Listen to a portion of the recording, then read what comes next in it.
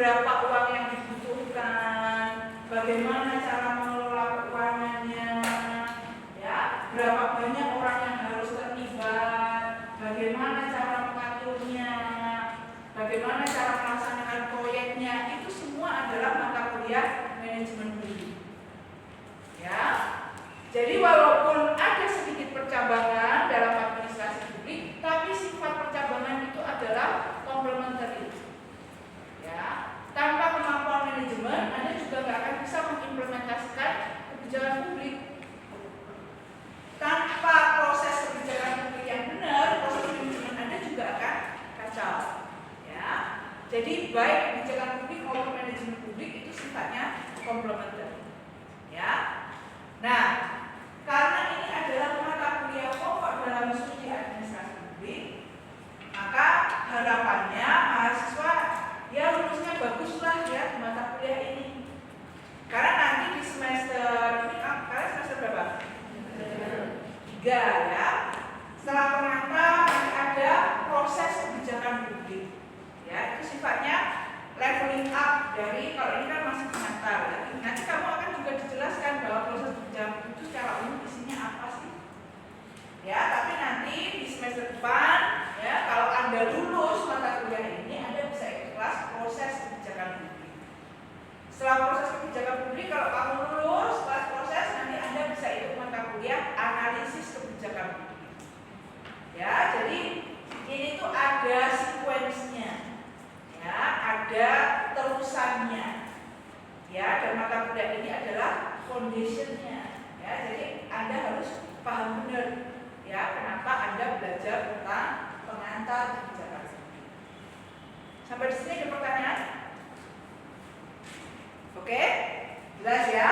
Jadi kelas ini harus serius ya ikut mata kuliah pengantar kebijakan.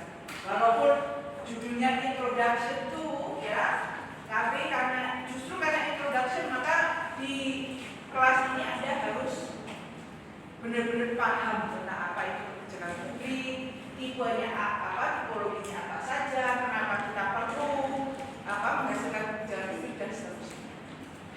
Nah, ini sekarang saya mau menyampaikan materi, cuma materinya jadi lewat konsep.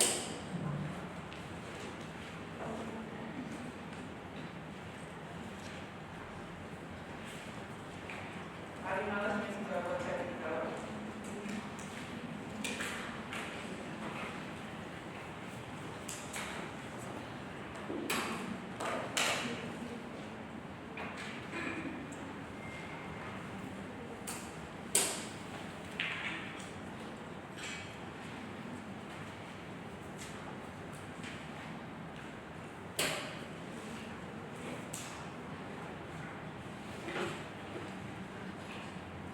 kemudian untuk kelasnya ya kita diupayakan bisa mulai jam 7 ya, tapi kalaupun terlambat ya harapannya tidak lama-lama.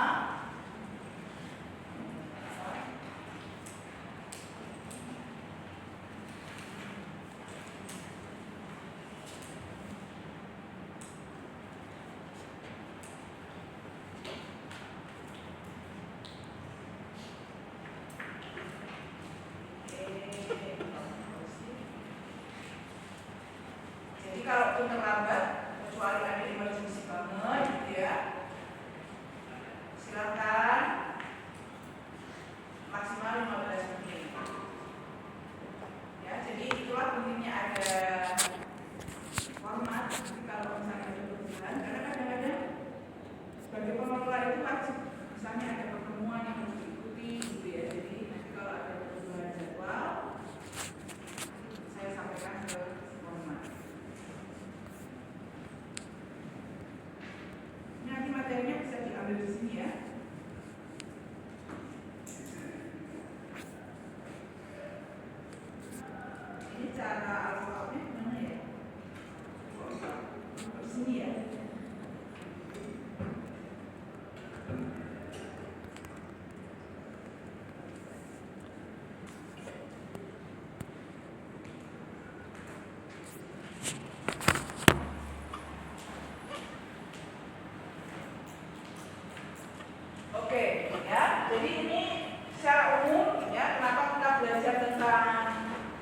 kebijakan publik ya.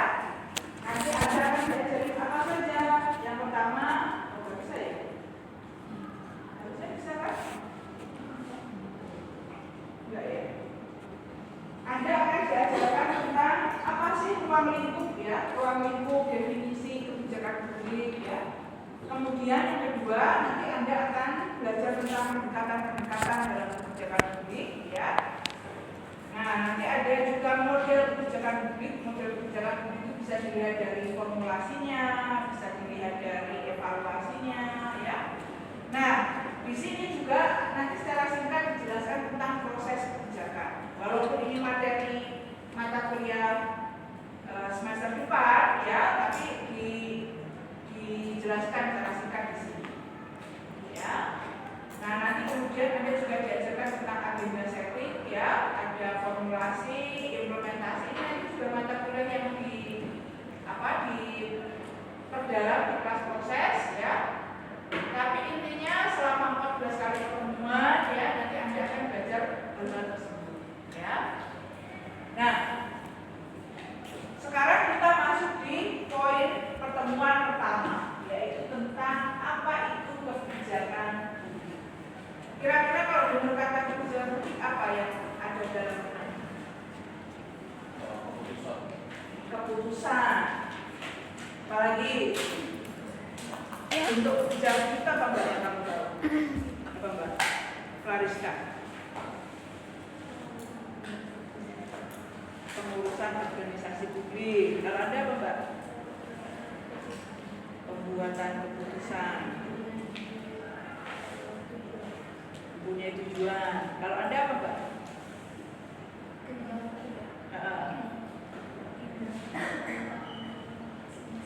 Tindakan pemerintah untuk mengatasi masalah. Kalau Anda apa Mbak? Keputusan pemerintah untuk masyarakat. Apa itu?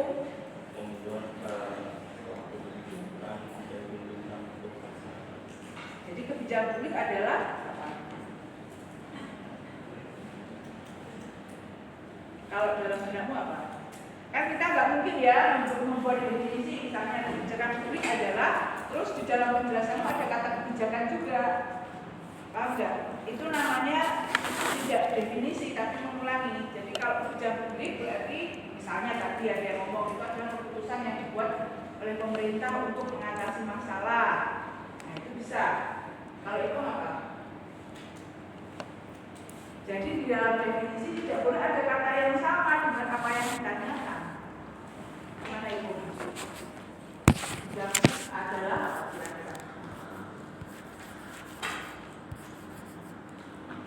ini materi semester 1 juga kan, pengantar ilmu administrasi publik. Kan kita membahas dimensi-dimensi administrasi publik, salah satunya kebijakan. Apa?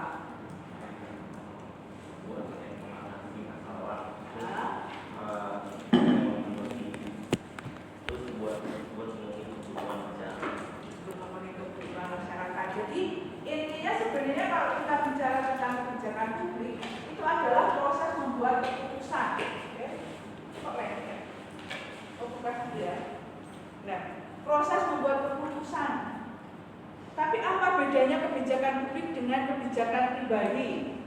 Siapa yang membuat keputusan kalau kebijakannya bukan kebijakan publik?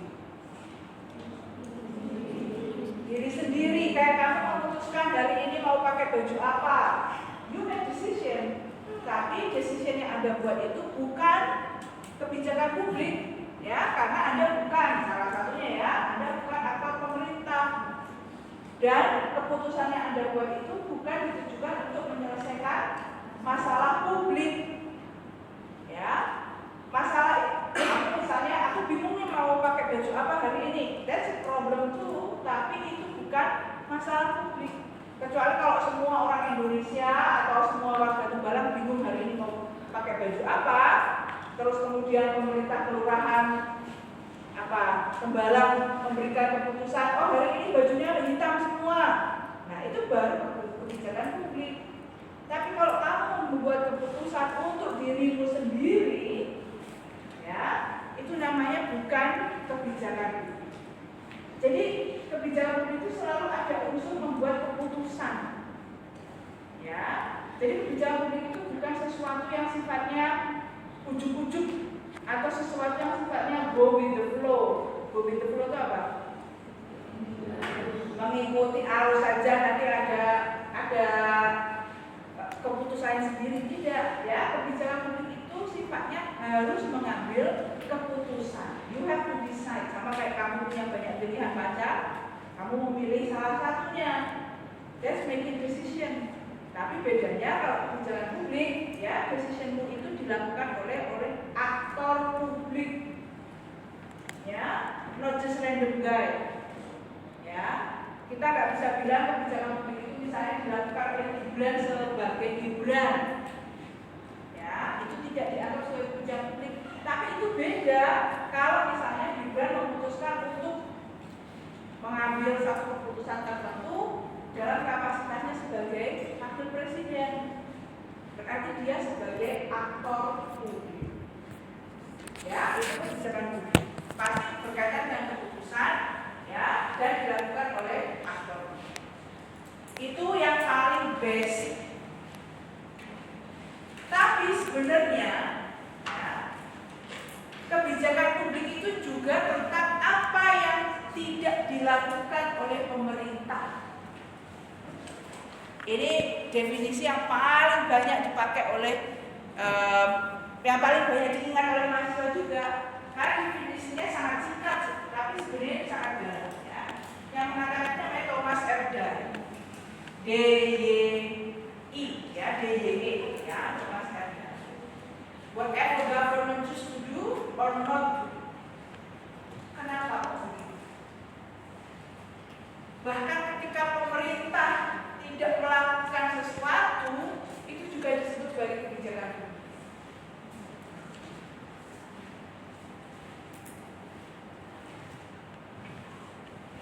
Kira-kira kenapa? Kenapa, Mas? Kok bisa definisi public policy is whatever government choose to do or not to do? Kenapa? Kok not to do kok bisa masuk dalam definisi ini? Kenapa?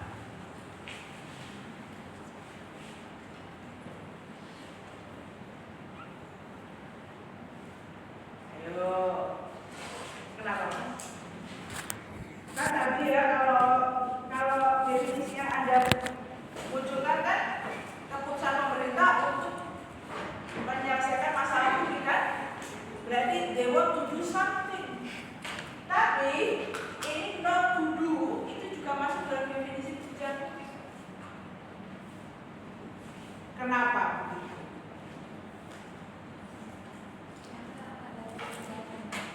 Karena ada pertimbangan. Satu, apalagi? Apa kata kuncinya? Melihat kebutuhan masyarakat. Dalam definisi ini apa kata kunci yang membuat itu kok not to do kok dibilang sebagai kebijakan? Karena itu adalah keputusan government. Karena pemerintah memilih. Ya, this is the decision part. Ya, jadi whatever government choose to do or not do. Alasan kenapa not to do ya pemerintah bisa punya justifikasi. Why don't they do something?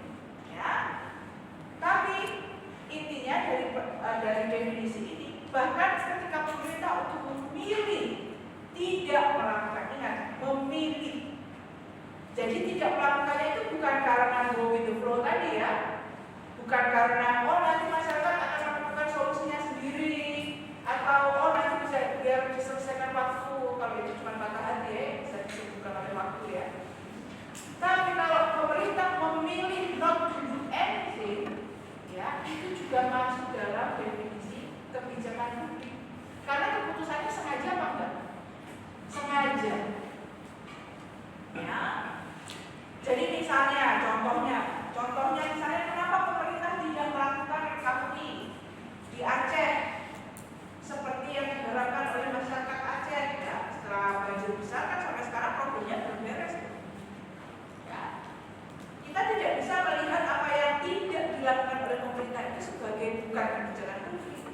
They choose to do it. They choose not to do it. Ya, mereka memutuskan untuk tidak misalnya melakukan recovery di Aceh seperti dulu saat misalnya tsunami. Kenapa level recovery-nya berbeda? Ya, itu juga disebut sebagai studi dalam kebijakan publik. Ya, jadi kalau Anda belajar tentang kebijakan publik, kalau mau bikin skripsi tentang kebijakan publik, jangan hanya melihat kebijakan yang sudah atau sedang dilaksanakan, tapi lihatlah kemungkinan lain yang tidak dilakukan oleh pemerintah. Ya, contoh Aceh itu sangat jelas ya untuk menunjukkan bahwa pemerintah memilih kok tidak melakukan sesuatu. Nah, nanti kalau skripsinya bagian yang kenapa government not to do anything, berarti Anda harus mencari penjelasannya. Kenapa dia tidak melakukannya? Ya, dan apa implikasi dari tidak melakukan sesuatu itu? Ya, kadang-kadang kan kalau kita penelitian kebijakan publik, kita lebih memilih tentang dampak MBG terhadap kesehatan siswa. MBG-nya kan berarti itu pemerintah choose to do atau choose to do kan? Seringkali kalau kita belajar kebijakan publik, kita melihatnya hanya dari yang sudah diputuskan, ya, dari apa yang sudah pemerintah putuskan untuk dilakukan. Tapi misalnya kan untuk mengatasi stunting itu kan nggak harus dengan MBG, tapi bentuknya bisa yang lain juga. Kenapa pemerintah tidak memilih alternatif yang lain? Nah, ini jarang banget dibahas oleh mahasiswa administrasi publik. Ya sepanjang hampir 20 tahun saya mengajar, mayoritas mahasiswa memilih what government choose to do dan apa implikasinya. Tapi jarang banget yang membahas tentang what happened ya kalau pemerintah memilih atau memilih sesuatu yang sedang tidak dia lakukan. Ya, itu penting juga. Jadi public policy is whatever government choose to do or not. Nah, kalau bicara tentang public policy, tadi saya sudah menjelaskan, it has to be done by public actors. Ya, jadi kalau individu yang memutuskan Prabowo ya, itu tidak bisa dianggap sebagai kebijakan publik. Tapi kalau Prabowo misalnya menyampaikan pidato di depan anggota MPR, ya itu bagian dari behavior of government officials. Ya, itu adalah kajian dari kebijakan publik juga. Ya. Nah, yang paling penting ya ini. A policy is purposive course of action taken to deal with a problem or concern. Apa kira-kira artinya? Apa artinya? Masa AP nomor 1 di Indonesia ya belajarnya pakai bahasa Inggris. A policy is a purposive course of action.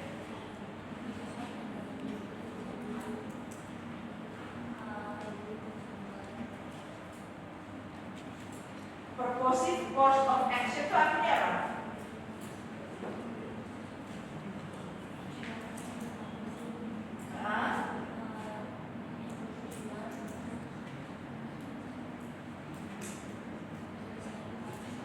Untuk menyelesaikan masalah. Kalau ada apa? Ide selain yang sudah disampaikan, kurang lebih apa? Sama, kalau ada apa? Jangan sama dong.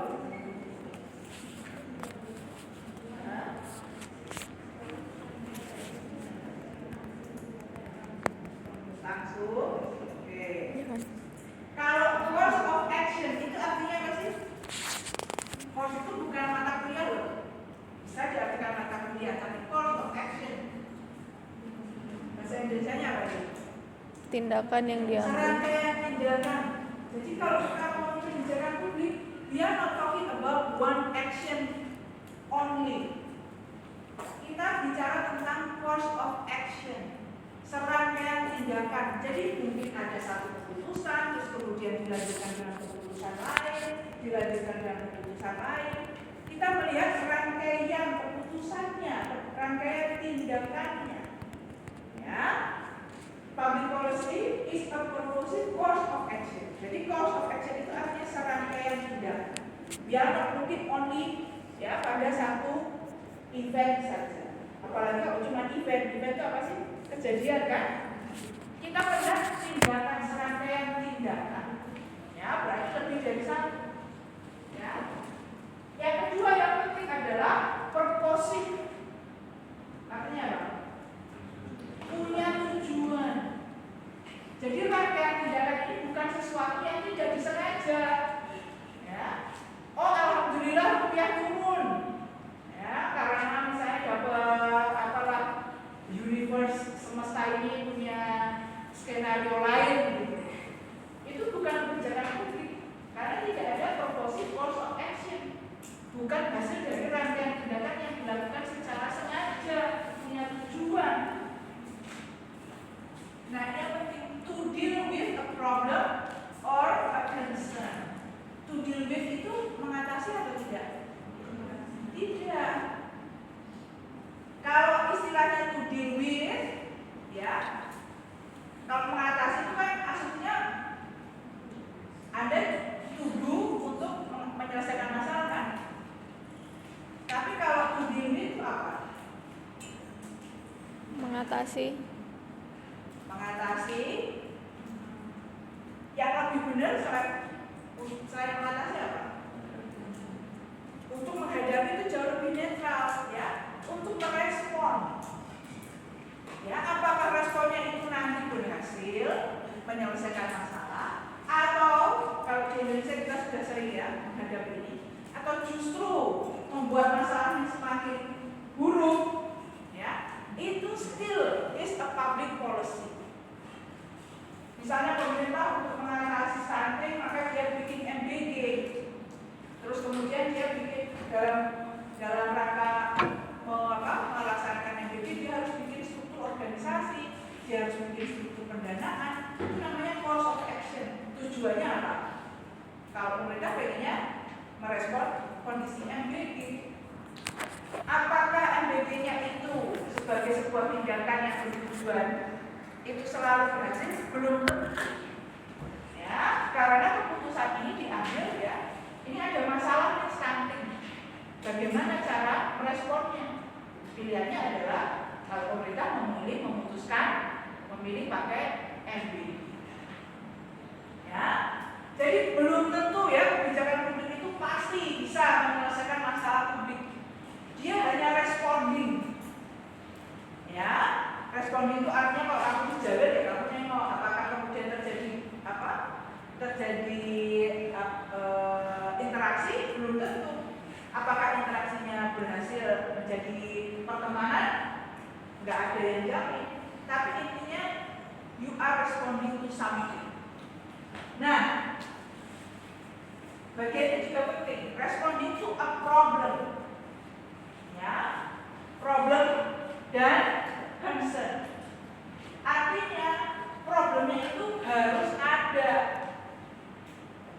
ya, harus didefinisikan supaya dapat respon. Contoh, ya, ini kan sekarang kita sedang musim kemarau, ya. Kira-kira situasi apa yang sering kamu temui di kosanmu kalau musim kemarau? Panas, airnya susah nggak? Kebetulan enggak. Debunya banyak nggak? Benar banyak. Nanti kalau banjir, kalau hujan apa yang terjadi? Jalan barang banjir. It happens every season. Tapi kira-kira ada solusinya nggak? Ada kebijakan publik yang dilakukan untuk mengatasi masalah itu nggak? Enggak, belum tentu. Jadi ada problem itu belum tentu. Ya, ada kebijakan publik yang dilakukan untuk menyelesaikan.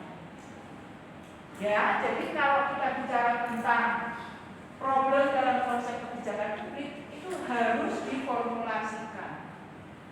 Ya, jadi problem itu bukan hanya karena ada masalah terus kemudian pasti ada kebijakan publik. Ya, jawabannya belum tentu. Ya, nanti kita akan jelaskan kenapa kok pemerintah itu belum tentu menyelesaikan semua problem. Ya banyak alasannya. Ya, tapi kalau kita bicara kebijakan publik paling aman, ya definisinya adalah to deal with, untuk merespon, untuk menghadapi, ya. Jadi bukan semata-mata untuk menyelesaikan.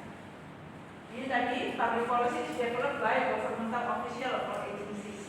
Nanti ini ada kaitannya dengan model dalam kebijakan publik, ya.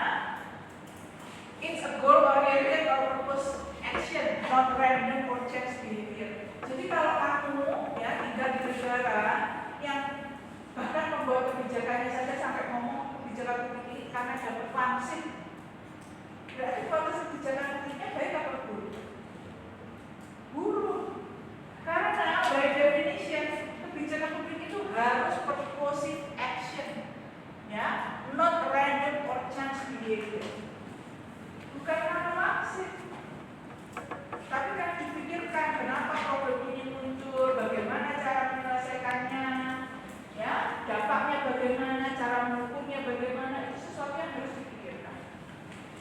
Ya, jadi, ya, ini wajib kamu ingat, ya. Nah, yang penting juga, policies emerge in response to demands made by other actors or on government. Jadi kalau ada masalah banjir saat musim hujan, tapi kalau nggak ada yang menyuarakan problem itu, ya pemerintah dia belum do anything. Ya, jadi kata kunci yang penting gimana? Demand. Ya, it has to be demanded. Ya, harus ada orang yang berupaya mempengaruhi pemerintah supaya pemerintah doing something or not to do anything. Karena not to do anything itu sebenarnya juga penting, ya. Biasanya misalnya contoh yang ideal. Oh, karena kebijakan yang sebelumnya sudah baik, maka kalaupun ada problem, itu pemerintah not to do anything, memilih not to do anything. Misalnya dia tidak merubah peraturannya. Oh, karena peraturannya sudah baik, dia tidak mengubah misalnya struktur organisasi implementasinya, tapi dia hanya mengubah sedikit, ya, namanya memodifikasi. Nah, itu namanya they choose not to do anything. Ya, jadi policies emerge in response to demands. It has to be demanded. Jadi kalau banjir terus tidak ada orang yang menyuarakan supaya pemerintah Kota Semarang melakukan sesuatu, ya kecenderungannya pemerintah ya tidak akan melakukan sesuatu. Atau misalnya ya, kamu lihat di Kalimantan, ya, pertambangan batu bara, pertambangan nikel itu punya implikasi lingkungan yang sangat luar biasa. Tapi kenapa kok nggak ada upaya untuk memperbaiki kondisi lingkungannya? Padahal yang demo sudah banyak, yang menyuarakan. Kalau Anda misalnya ya nonton YouTube-nya Watchdog, itu isinya semuanya menunjukkan problem lingkungan hidup yang diakibatkan oleh perusahaan tambang. Kira-kira kenapa? Kok tidak ada upaya untuk menyelesaikan sisa pertambangan itu?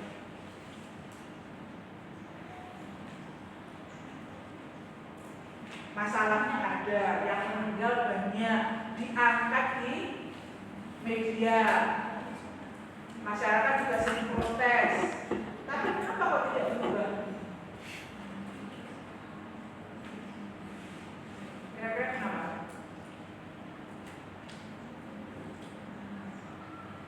Kenapa kok tidak berubah? Gimana dia? Jadi kenapa dulu soalnya kamu menolak jadi korban. Kenapa kok tidak berubah? Masalah di pemerintahan. Maksudnya?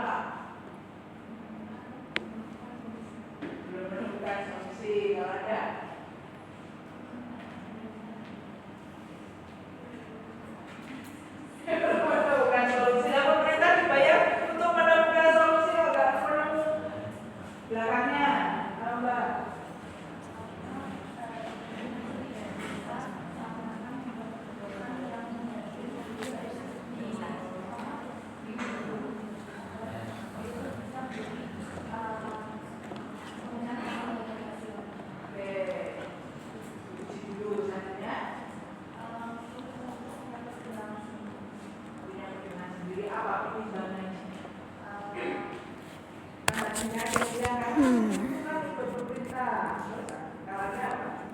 Ya, karena satu itu saya lebih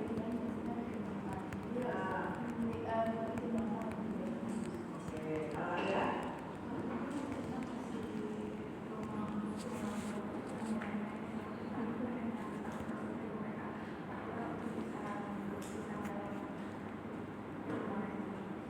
prosedurnya berarti oke. Kalau ada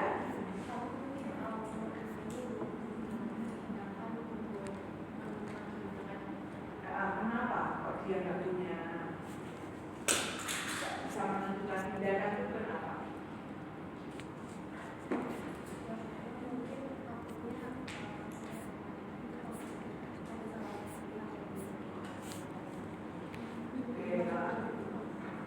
Kalau ada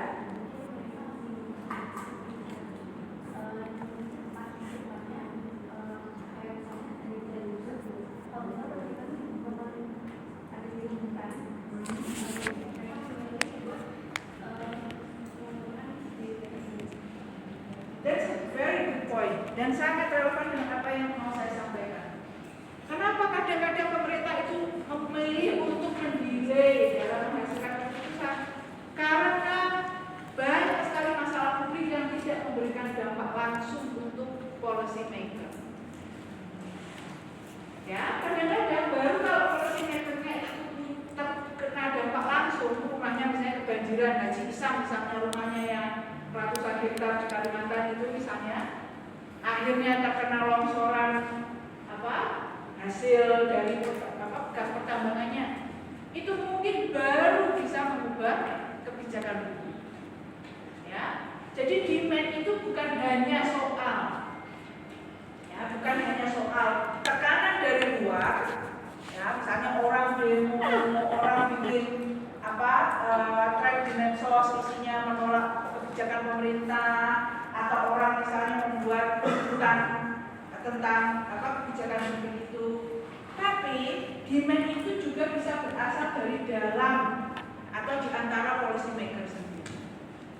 Ya, kalau mereka misalnya terdampak dari kebijakan publik atau dari sebuah masalah publik, kemungkinan besar mereka akan juga mengupayakan untuk melakukan perubahan kebijakan. Ya, jadi demand itu, ya, demand, makanya tulisannya demand made by other actors on government. Ya, itu artinya bahwa demand itu tidak selalu berasal dari luar. Ya, makanya nanti di angkatan 24 ada mata kuliah namanya komunikasi dan advokasi kebijakan publik. Itu adalah cara menyampaikan demand. Demand itu tidak harus selalu berasal dari luar, demand itu juga bisa berasal di dalam policy maker, di antara policy maker. Bentar, karena saya ngomong policy maker itu siapa saja sih? Policy maker itu artinya apa? Pembuat kebijakan, kan? Who are they? Secara umum. Aktor pemerintah ini apakah semua secara umum? Enggak, kita bicara aktor pemerintah yang punya kewenangan, ya, untuk merespon sebuah masalah. Jadi kalau misalnya pertambangan berarti aktor pemerintahnya siapa? Menteri SDM, ya, atau Kementerian Keuangan karena ada soal keuntungan yang didapatkan, ya, Kementerian BUMN karena misalnya itu juga bagian dari usaha pemerintah, ya. Tapi intinya kalau kita bicara policy maker dari sisi pemerintah, it has to be someone with authority, kewenangan, ya, yang berkaitan dengan apa yang menjadi tugasnya, ya. Jadi karena Anda sudah semester 3, nggak boleh ngomong pemerintah as in a whole, ya, sebagai sebuah satu entity yang utuh. Enggak, pemerintah itu punya bagian-bagian yang isinya punya kewenangan masing-masing, ya, dan Anda harus tahu tugas pokok, ya, dan fungsi itu dari sisi pemerintah. Apakah policy maker itu hanya pemerintah?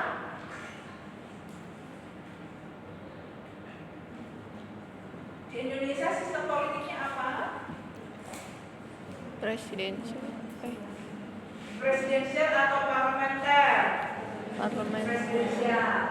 Jadi pemerintah ya di bawah komando presiden, kalau dia mau membuat keputusan, dia harus dapat persetujuan siapa? DPR. DPR. Maka DPR itu adalah policy maker.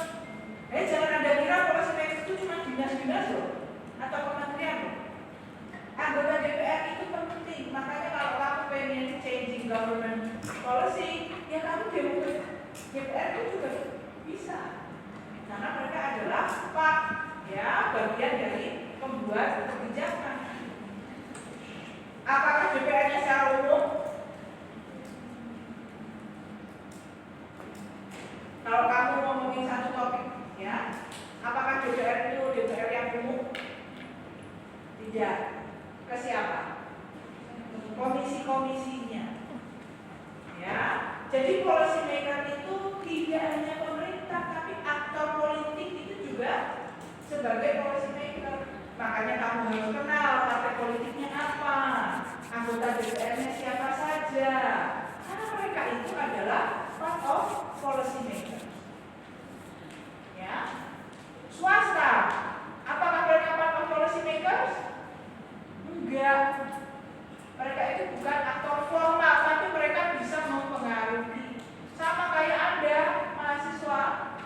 Ya, kalian bukan aktor formal dalam membuat kebijakan, tapi kamu bisa demo, kamu bisa ikut dengar pendapat, kamu bisa menyampaikan aspirasi lewat anggota DPR di daerah pemilihanmu. Ya, jadi Anda bukan policy maker, but you can influence. Ya tentu saja influence-nya bisa beda-beda ya, ada yang kuat, ada yang lemah ya.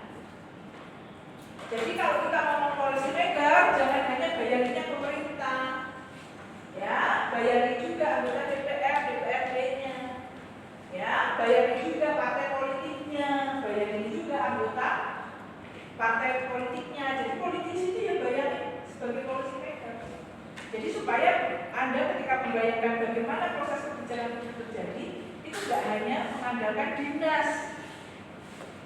Ya, makanya administrasi publik itu kadang-kadang sering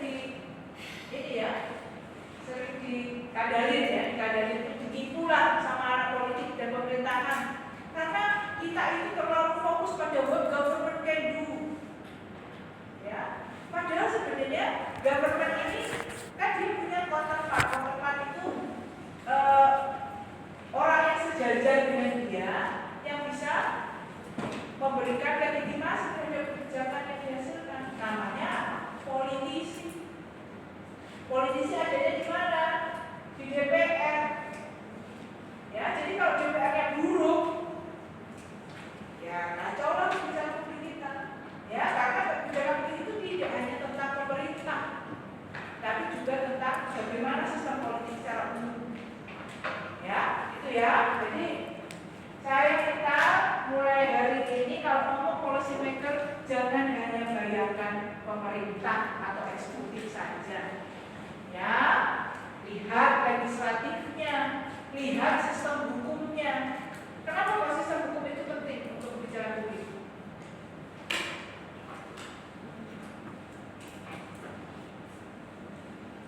Kan kita kalau kuliah politika itu ada apa saja?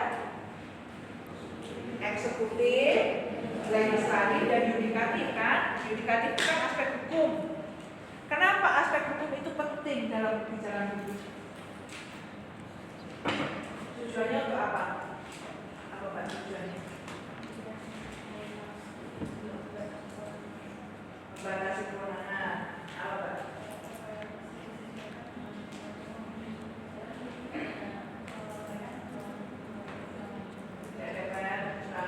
Tujuannya apa?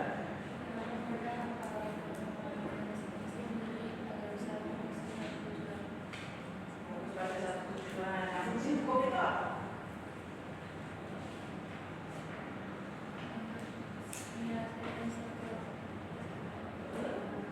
Apa Pak? Kan kita udah ngomongin legislatif, eksekutif. My question was, nah, yudikatif itu apa fungsinya dalam kebijakan publik? Apa Pak? Sebagai?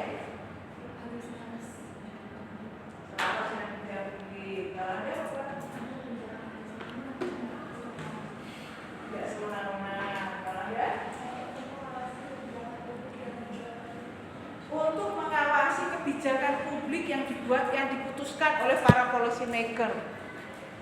Ya, jadi hukum itu penting, yudikatif itu penting. Ya, tidak hanya pada tahap implementasi, tidak hanya tahap evaluasi, tapi juga sejak awal. Ya, supaya kebijakan publik yang dihasilkan itu tadi tidak melanggar hukum, tidak melanggar konstitusi. Ya, itu fungsi dari yudikatif dalam konsep kebijakan publik. Sampai di sini ada pertanyaan? Ini baru satu slide ini. Tapi intinya itu ya, jadi kebijakan publik itu apa? Gimana? Serangkaian tindakan, jadi a course of action. Ini by coincidence atau harus ada purpose-nya? Ada purpose. Purpose, ya. Dilakukan oleh siapa? Apa kebijakan publik, ya kan? Untuk apa? Untuk merespon, ya, masalah, ya. Dan di sini tentu masalahnya bukan masalah privat, ya, tapi masalah publik, ya. Dan masalah itu harus demanded, ya. Dia tidak sesuatu yang muncul begitu saja. Nah, tadi kita sudah menunjukkan bahwa policy is what government actually do rather than what they say they intend to do. Kalau misalnya Prabowo ngomong tahun 2027 kita akan menaikkan gaji dosen, itu public policy? Bukan. Karena apa? Baru intensi, baru niat, dan mungkin itu baru retorika. Ya, kalau kita belajar tentang studi kebijakan publik, ya, yang bisa kita lihat itu what government actually do, termasuk kenapa dia tidak misalnya menaikkan gaji dosen, itu malah bisa diteliti sebagai kebijakan publik, karena itu yang dia lakukan kan. Dia tidak menaikkan gaji dosen, dia tidak menaikkan gaji guru, dia tidak menaikkan gaji dokter, dia menaikkan gaji hakim, ya, dia menaikkan gaji Kementerian Pertahanan, itu yang dia lakukan. Ya, jadi kita fokus pada apa yang dilakukan oleh government officials. Jadi tidak fokus pada retorikanya apalagi janjinya. Ya. Nah, policy can be either positive or negative. Ya, jadi kebijakan publik itu bukan hanya soal misalnya ya, kalau Anda misalnya, ini kita ngomong peraturan lalu lintas yang sering Anda langgar itu, ya, pemerintah mewajibkan pengendara sepeda motor untuk pakai helm. Berarti kalau nggak pakai helm, dia akan kena sanksi. Dalam satu kalimat ini terdapat dua isi yang penting. Ketika pemerintah mewajibkan seseorang untuk melakukan sesuatu, ya, maka dia akan memberi sanksi kalau orang ini tidak melakukan apa yang sudah diwajibkan. Ini artinya pemerintah dengan kebijakan publiknya dia bisa membatasi hak orang. Ya, kebijakan publik itu tidak hanya selalu misalnya menyediakan MBG, bukan. Tapi kebijakan publik itu bisa juga soal membatasi apa yang orang boleh lakukan dan apa yang tidak boleh dilakukan oleh warga negara. Ya, itu yang dimaksud dengan kebijakan publik bisa positif atau bisa negatif. Negatif itu artinya ketika mengurangi kebebasan. Positif itu ketika berkaitan dengan pemberian hak. Ya. Dan dalam kebijakan publik itu dua-duanya perlu dilakukan. Misalnya, kalau pemerintah nggak mengeluarkan undang-undang lalu lintas, kalau kita nggak punya undang-undang lalu lintas, kira-kira kondisi lalu lintas kita akan lebih tertib atau lebih chaos? Lebih chaos. Jadi kadang-kadang dalam kebijakan publik kebebasan kita itu diambil. Nah, diambil dalam rangka untuk mencapai tujuan yang lebih besar. Ya, makanya unsur yudikatif tadi penting yang disampaikan ada temanmu yang menyampaikan yang bagus tadi. Agar kebijakan publiknya tidak sewenang-wenang. Mengurangi hak boleh, tapi jangan sampai melanggar misalnya ya hak asasi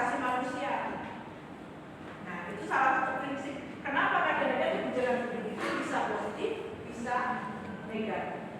Negatif itu ketika sebagian hak Anda sudah diatur atau dikurangi, ya, dalam rangka untuk kemaslahatan bersama. Ya, jadi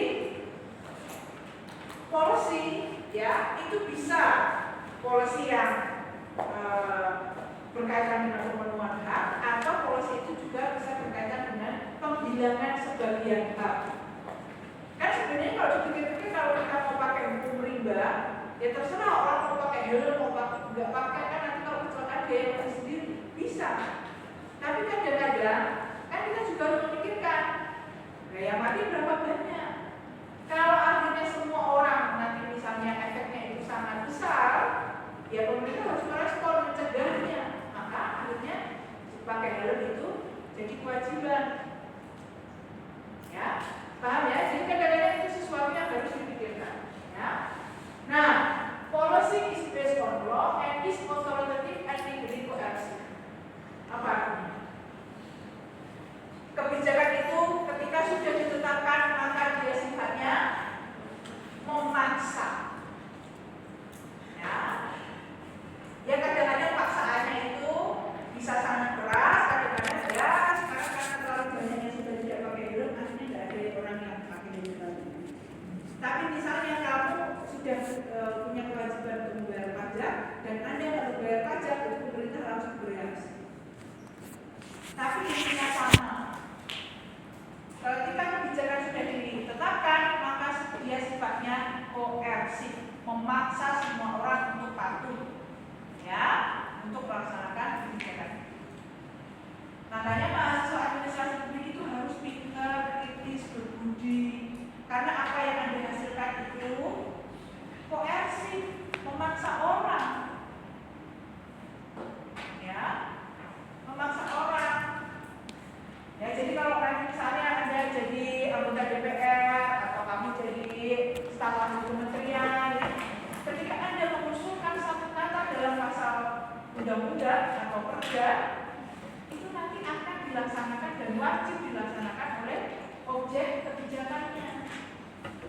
Ya, jadi harus hati-hati. Nah, jadi otoritatif dan legally coercive. Ya. Kemudian public policy itu sudah ada, ya. Ketika ada struktur pemerintahan, maka dia harus memutuskan, maka kebijakan itu pasti ada. Ini tadi sama, ya, to cope with various problems, ya, untuk merespon kondisi tertentu. Ya, ini nanti ya silakan ingat-ingat apa sih karakteristik dari kebijakan publik. Definisinya bisa banyak, tapi Anda harus ingat bahwa kebijakan publik itu selalu goal oriented. Ya, punya tujuan, positive action, ya. Outcome of the government collective action. Jadi kita tidak membicarakan satu event. We are talking about course of action, serangkaian tindakan, ya. Public policy itu juga what the government actually decide. Bahkan ketika dia deciding not to do anything, itu namanya kebijakan publik. Jadi jangan hanya fokus pada apa yang akhirnya dilaksanakan, tapi alternatif yang tidak dilaksanakan, kenapa itu terjadi, itu juga bagian dari studi kebijakan publik. Ya. Kemudian public policy is positive in the sense that it gives the concern of government, ya.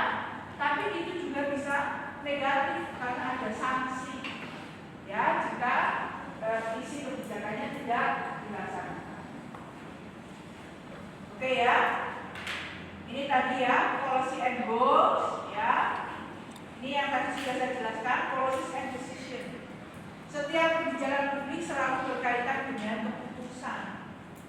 Tapi keputusan yang macam apa yang disebut sebagai public policy? Keputusannya apa? Dilakukan oleh aktor publik, ya, bisa politisinya, bisa pemerintahnya. Ya, nah, pembuatan keputusan itu juga harus mempertimbangkan alternatif apa, ya, yang dimiliki. Nah, ini penting untuk diketahui. Ya, bagian terakhir secara umum ada 3 tipe kebijakan publik. Ya. Tipe yang pertama, kebijakan yang pertama itu namanya distributive policies. Coba, kebijakan publik yang berorientasi pada distribusi. Apa kira-kira? Distributive policies extend goods and services to members of an organization. Jadi kebijakan distribusi itu artinya kebijakan yang berkaitan dengan bagaimana cara pemerintah untuk mengalokasikan sumber daya yang sudah ada. Contoh, misalnya pendidikan, kesehatan, ya itu distributive policies. Ya, jadi kebijakan yang berkaitan misalnya untuk mahasiswa yang berasal dari keluarga dengan pendapatan dari desil 1 sampai desil 5 berhak untuk mendapatkan KIP, itu disebut sebagai kebijakan distributif karena sumber dayanya sudah dimiliki oleh pemerintah, tapi dia harus bisa mengatur siapa yang mendapat apa.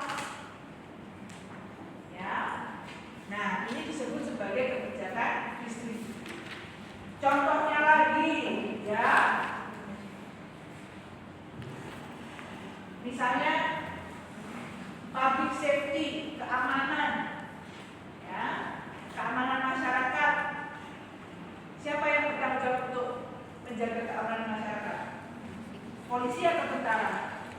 Polisi, ya, tentara itu fungsinya pertahanan. Kalau diserang dari luar, itu tentara yang merespon. Ya, keamanan di dalam negeri itu tugasnya polisi.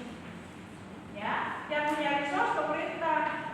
Ya, berapa banyak yang dialokasikan oleh pemerintah untuk membiayai public safety itu disebut sebagai distributive policies.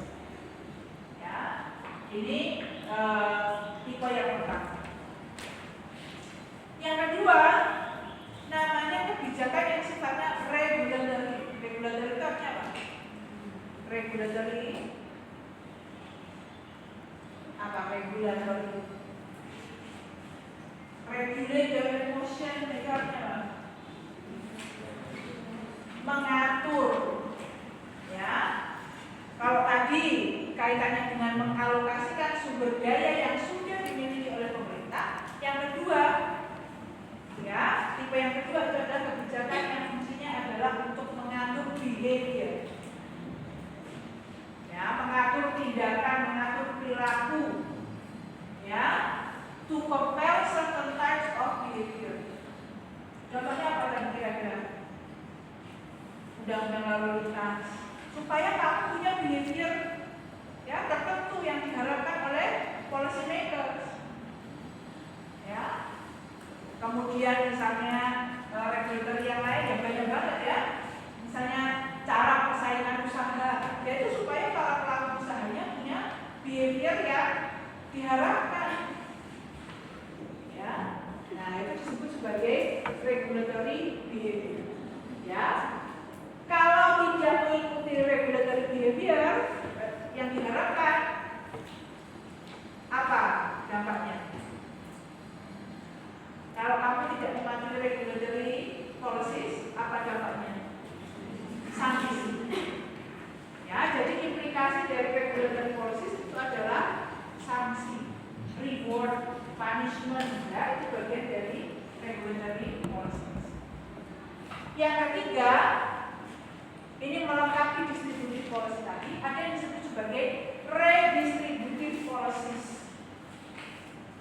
Redistributive policies itu artinya kebijakan-kebijakan yang dibuat oleh pemerintah untuk merealokasi ya kekayaan yang dimiliki oleh negara. Contohnya apa? Contohnya apa kira-kira? Pengelolaan sumber daya alam dalam bentuk misalnya pajak dan cukai. Pajak, ya itu contoh redistributive policies. Kalau misalnya semakin kaya warga negara maka persentase pajaknya lebih tinggi dibandingkan